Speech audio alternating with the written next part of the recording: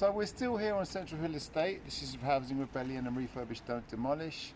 I'm talking to Matteo from Architects for Climate Action Network.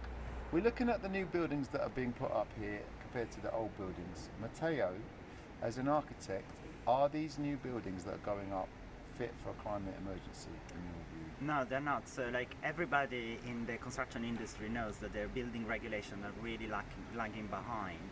And so we know what makes a very, very thermally efficient building, a building that doesn't overheat. But unfortunately, the building regulations aren't being updated quick enough. So, you know, these buildings are being built here are just like the most basic standards just to comply with building regs, maybe a little bit more, but they're not particularly efficient buildings.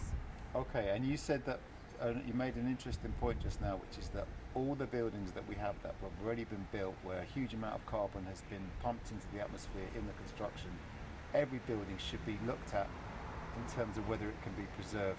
Every building, no matter what it is, should be treated like a grade 1 listed building. Yeah? Absolutely. Yeah. Like if we are serious about meeting our carbon targets and trying to mitigate the climate emergency, we should not build new at all. We should just consider every single building as if it was a very precious resource that already exists, and try to preserve it as if it was, I don't know, a grade 1 listed cathedral in which to substitute something that is broken, we have to think about it, and before removing the whole thing, maybe we just remove one piece or just upgrading it. So that seems like a really radical idea, but it's also a very simple idea when you think about it. It turns the whole housing market on its head, but it also takes the climate into account.